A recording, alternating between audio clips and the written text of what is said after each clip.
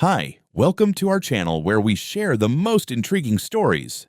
In the wilderness of Montana, where the silence is broken only by the rustle of the wind and the creak of gravel under the wheels, Caleb Hunt enjoyed life on his land until the Silver Pine Ridge HOA appeared. They wanted his road, his territory, his freedom, but if they thought he would give up, they were mistaken.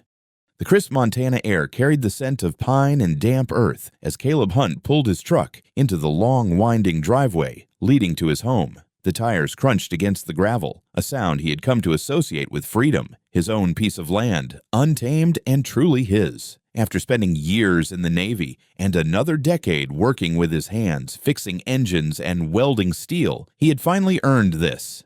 20 acres of private land nestled in the shadow of the Bitterroot Mountains. A home built with his own effort, standing defiant against the cookie-cutter suburban sprawl creeping across the state. The two-story log cabin, sturdy and practical, sat at the end of a private dirt road, a path he had personally maintained since the day he signed the deed. Beyond the house stood a workshop and garage, where he spent most of his free time restoring classic cars and repairing equipment for nearby ranchers. The land stretched far beyond, rolling hills giving way to dense forests that acted as a natural barrier between him and civilization, a luxury he had long dreamed of. The nearest town was a good 45-minute drive, and that was exactly how he liked it. For the first year, life was peaceful. Caleb spent his days working, fixing things with his calloused hands, and enjoying the simple solitude of mountain living. His nearest neighbors, 3 older families, respected his land and had an informal agreement to use the road when necessary. He never minded. Montana folk knew the value of privacy and mutual respect. Then, Silver Pine Ridge happened. A new housing development backed by out-of-state investors sprang up a mere 3 miles away. A sprawling high-end gated community boasting luxury mountain estates, complete with an overbearing homeowners association, HOA, that governed everything from the shade of house paint to the height of mailboxes. Caleb had no interest in their polished sidewalks and meticulously trimmed hedges, but they had an interest in him. His private road was the most convenient access point to the newly built homes. The developers, eager to market easy accessibility, failed to mention that the road didn't belong to them. It was Caleb's land, his driveway, his responsibility, and the HOA did not like being told no. At first, they were subtle. A formal letter arrived, printed on expensive stationery, offering to integrate his road into the Silver Pine Ridge community standards. They generously proposed covering maintenance costs in exchange for placing the road under HOA jurisdiction. Caleb didn't even bother responding. Then came the courtesy visits. HOA representatives, polished, suited types who reeked of entitlement, showed up at his doorstep trying to reason with him. They spoke of safety concerns, of how their residents felt uncomfortable with an unregulated access road running alongside their gated haven. Caleb had one response: "Not my problem." That should have been the end of it. But it wasn't. It started with signs. One morning, as Caleb drove down his private road to pick up supplies in town, he noticed something that hadn't been there the day before. A freshly installed signpost at the entrance of his property. The words Silver Pine Ridge, Private Road, HOA Access Only were stamped in bold professional lettering, as if someone had simply decided to claim his land overnight. Caleb pulled his truck over, stared at the sign for a long moment, then calmly stepped out, grabbed a crowbar from his toolbox, and ripped it out of the ground. The metal groaned as he tossed it into the back of his truck. That same evening, 2 HOA board members arrived unannounced. They were dressed in business casual, a man in his 50s with slicked back hair and a blonde woman in a beige blazer, both radiating that unmistakable air of forced politeness that set Caleb's teeth on edge. The man, who introduced himself as Douglas Crane, the HOA president, wasted no time getting to the point. "You seem to have removed an official HOA property sign," he said, giving Caleb a tight, condescending smile. "We need to talk about road compliance." Caleb crossed his arms. "That's funny, because this ain't HOA property." The woman, Janet Halloway, the HOA's legal advisor, tried a softer approach. "Mr. Hunt, we understand you've been here a long time, but you have to see this from the community's perspective. This road is an important access route for many of our residents. Safety, road upkeep, traffic regulation, these things matter." Caleb let out a slow breath, fighting the urge to laugh. You mean my road? The one I built and maintain? The one you all don't have an easement for? Douglas's face twitched. We're willing to negotiate, he said. Join Silver Pine Ridge HOA. You'll get road maintenance benefits, a security patrol, community perks. Caleb held up a hand. Stop right there. I don't need your perks. I don't need your security, your rules, or your road maintenance. And I sure as hell don't need an HOA telling me what to do on my own land. Janet sighed, as if dealing with a stubborn child. Mr. Hunt, if you refuse to cooperate, we may have to take legal action. Caleb's eyes darkened. Good luck with that, he said, stepping back inside and slamming the door in their faces. But they weren't bluffing. The next few weeks turned into a battle of attrition. First, it was traffic stops. HOA hired security personnel, really just rent-a-cops in cheap uniforms, started patrolling Caleb's road, flagging down cars as if they had jurisdiction. They harassed his neighbors, demanded access permits, and even tried stopping Caleb himself. That ended quickly. He called the sheriff, who made it clear that if HOA security set foot on his land again, they'd be the ones in cuffs. Then came the road sabotage. One evening, Caleb returned home to find gravel had been dumped in the middle of his driveway, blocking his path. A few days later, the drainage ditches he dug along the sides of the road had been filled in, causing rainwater to flood the entrance. Someone had even loosened the bolts on his gate, making it collapse. There was no direct proof, but Caleb knew exactly who was behind it. When he confronted Douglas Crane in front of the Silver Pine Ridge gates, the HOA president didn't even try to hide his smug expression. Perhaps this wouldn't be happening, Douglas said smoothly. If you just accepted our offer. Caleb stepped closer, lowering his voice to something dangerous. Listen to me, you corporate parasite. This is my land. If you or your little HOA goons so much as touch my road again, you won't be dealing with friendly warnings. Douglas scoffed, but Caleb saw it. The flicker of unease in his eyes. The HOA was pushing. Caleb was about to push back harder. Things escalated faster than Caleb expected. The morning after his confrontation with Douglas Crane, he stepped outside to find his mailbox missing. Not knocked over, not damaged, just gone, as if someone had yanked it clean out of the ground in the dead of night.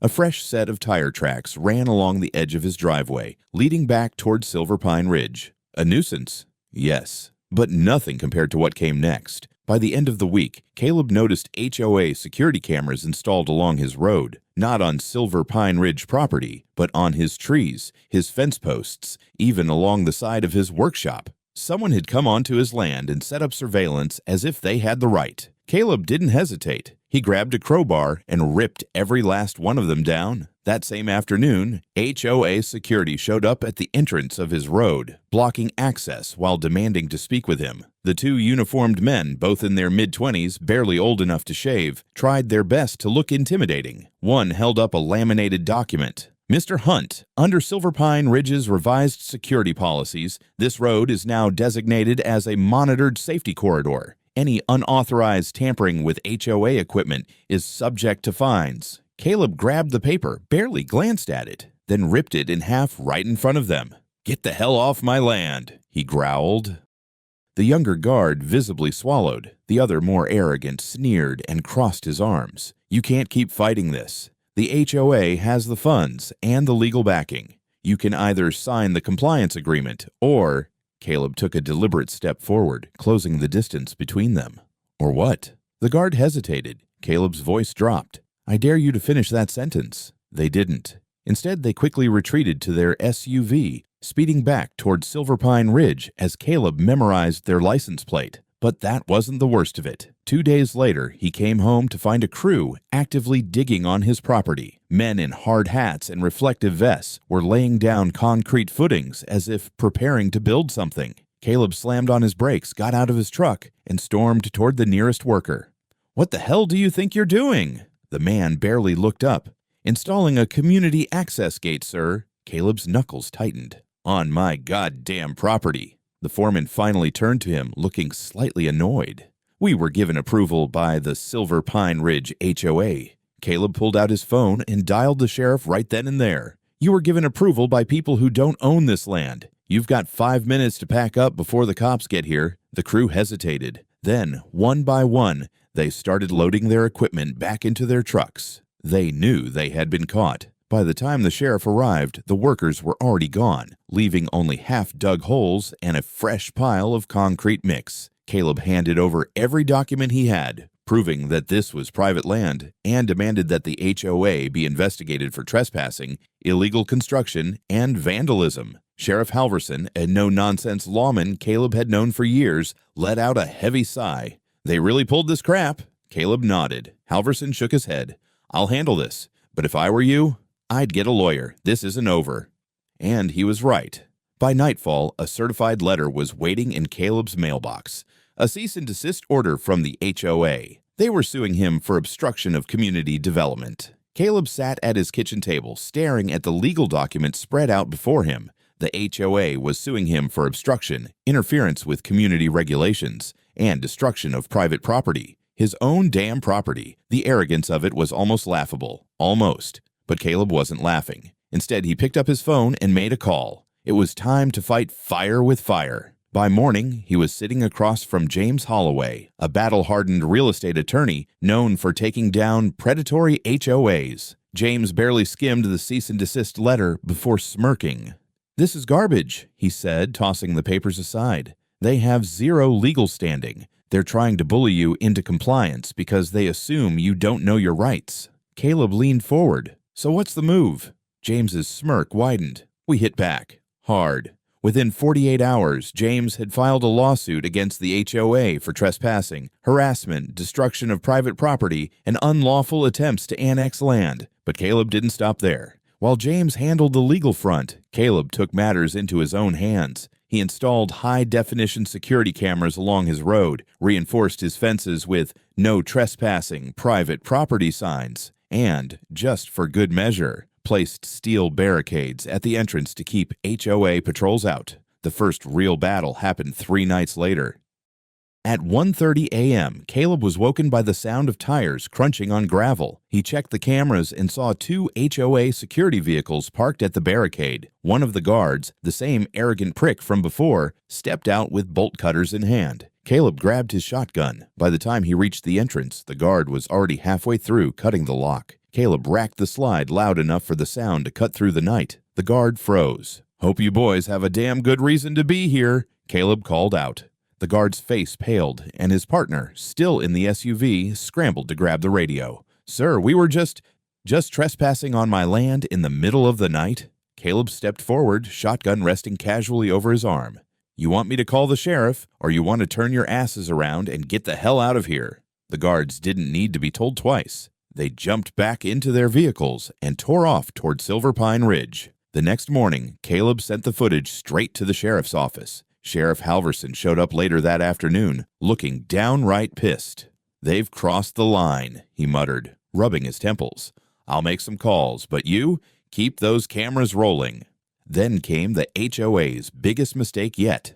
A week later, surveyors showed up at Caleb's property, sent by the HOA. When Caleb demanded an explanation, one of the men, a lanky guy holding a clipboard, spoke nervously. We were hired to reassess property boundaries." Caleb narrowed his eyes. "Reassess what?" The man swallowed hard. HOA said your land might actually fall under Silver Pine Ridge jurisdiction." That was it. Caleb called James. Within hours, his lawyer had filed for an emergency injunction, citing HOA fraud, document tampering, and attempted illegal annexation. The HOA had been trying to redraw property lines behind his back. This was no longer just about his road. This was war. The fallout came fast and harder than the HOA could have ever expected. Within days of Caleb filing the injunction, county officials started digging into Silver Pine Ridge's development records. What they found was a mess. Violations of zoning laws, illegal property line adjustments, and unapproved construction permits. Turns out, the HOA had been bending the rules for a while, and now they were caught. By the end of the week, county inspectors rolled into Silver Pine Ridge like a damn SWAT team. They slapped the HOA with multiple citations. Their perimeter fencing extended beyond approved limits. Parts of their so-called community walking trail crossed into Caleb's property. And, most damning of all, they had falsified survey reports to try and claim Caleb's land. That alone was enough for the county to issue a cease and desist order against Silver Pine Ridge HOA. But Caleb wasn't done. The trespassing charges from the HOA security incident, those weren't going away. With clear video evidence and an official police report, the sheriff's department issued warrants for the arrest of 2 security officers, the same ones who had tried to cut his gate open in the middle of the night. They were booked for criminal trespass and destruction of private property. Meanwhile, James filed for damages in Caleb's lawsuit, citing months of harassment, vandalism, and attempted land theft. He demanded compensation for legal fees, security reinforcements, and lost business income from all the trouble HOA had caused him. And then came the final nail in the coffin. The county revoked Silver Pine Ridge's development permit. That meant that until every violation was resolved, they couldn't sell any new homes. Suddenly, the HOA was hemorrhaging money. The developers were furious, investors were threatening to pull out, and the residents, who had paid top dollar for their exclusive mountain retreats, were realizing that their community was built on fraud and corruption. By the time the HOA begged Caleb for a settlement, it wasn't a negotiation, it was surrender.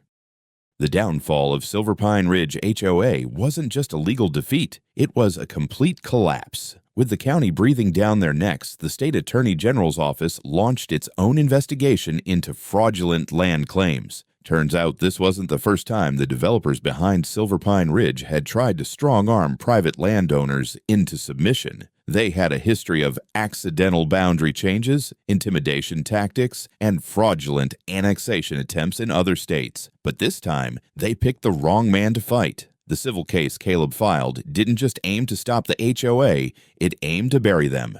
With James Holloway leading the charge, the case expanded beyond just trespassing and harassment. Caleb now had grounds for punitive damages, property destruction, emotional distress, and business interference. The HOA's own paper trail of threats, altered surveys, and illegal patrols painted a clear picture of their systematic abuse of power. And the judge, he wasn't having any of it. During the preliminary hearing, the HOA's lawyer tried to argue that Caleb was being unreasonable and that he should have simply worked with the community. Caleb sat there, watching the attorney struggle to spin blatant fraud into a misunderstanding when James leaned in and whispered, "Watch this." Then he pulled out the video evidence, the trespassing, the illegal construction, and the HOA security guards attempting to cut his locks in the middle of the night. The entire courtroom went silent. The HOA's lawyer turned pale. The judge dismissed the HOA's counterclaims immediately and allowed all of Caleb's claims to proceed. With nowhere left to turn, the HOA board buckled. They tried to settle quietly, hoping to cut their losses and avoid a public trial. But Caleb, he wasn't in a forgiving mood. James pushed them harder, refusing to settle until they agreed to Caleb's full terms. A $250,000 settlement paid directly to Caleb for damages, legal fees, and security reinforcements. A legally binding agreement that Silver Pine Ridge HOA would never again attempt to claim his land. A public admission of wrongdoing, which included an apology letter sent to every single resident explaining how they had violated private property laws. The forced resignation of Douglas Crane, the HOA president, and a full board reorganization under legal supervision. It was total devastation for Silver Pine Ridge. Homeowners revolted. Furious that their HOA fees were being used to pay off a lawsuit, they demanded answers. The board, now leaderless and in deep financial trouble, was forced to dissolve the HOA entirely. Without an HOA to enforce their exclusive community rules, Silver Pine Ridge quickly fell apart. Property values tanked, people rushed to sell their homes, and the developers pulled out, abandoning any plans for future expansion. And Caleb, he used part of his settlement money to reinforce his land even further. He installed automated steel gates, floodlights, and high-definition cameras. He even hired a private security consultant to make sure nothing like this ever happened again. One of the best parts? He used some of the HOA's own settlement money to put up a massive sign at the entrance to his road. It read, "Private property, no HOA jurisdiction, trespassers will be prosecuted." And just for fun, he had the sign professionally engraved with Douglas Crane's name at the bottom, labeled former HOA president, as a permanent reminder of who had lost this war. By the time everything was said and done, Caleb got exactly what he wanted: his peace, his privacy, and the satisfaction of knowing that Silver Pine Ridge HOA had been completely destroyed by their own greed. He never saw Douglas Crane again, but occasionally when he was in town, he'd see former Silver Pine Ridge homeowners now struggling to sell their overpriced houses in what had become a mismanaged, abandoned mess of a neighborhood. And when they saw him, they'd always look away. As Caleb stood at the edge of his property, leaning against the reinforced steel gate, he took a deep breath of the crisp Montana air. His land was truly his again. No more threats, no more trespassers, no more entitled HOA board members thinking they could strong-arm him into submission. The war was over, and he had won. In the months that followed, word of his battle spread beyond just Silver Pine Ridge. Other landowners and ranchers from neighboring areas reached out, asking him for advice on dealing with aggressive HOAs and land disputes. Some had already been bullied into compliance, paying unjust HOA fees for land they legally owned. Others were on the verge of fighting back, but needed someone to tell them they weren't crazy for resisting. Caleb wasn't a lawyer, but he knew one thing for sure. HOAs weren't invincible. They thrived on intimidation, on people not knowing their rights. But the moment you stood your ground, the moment you forced them to fight fair, they crumbled under the weight of their own greed. He never wanted to become a symbol of defiance against HOA tyranny, but somewhere along the way, that's exactly what had happened, and he was fine with that. One evening, as he sat on his porch with a cold beer in hand, his phone buzzed. A text from James. Silver Pine Ridge officially dissolved. It's done. Enjoy your freedom. Caleb smirked, took another sip, and looked out over his land, untouched, unbothered, and truly free. Damn right I will.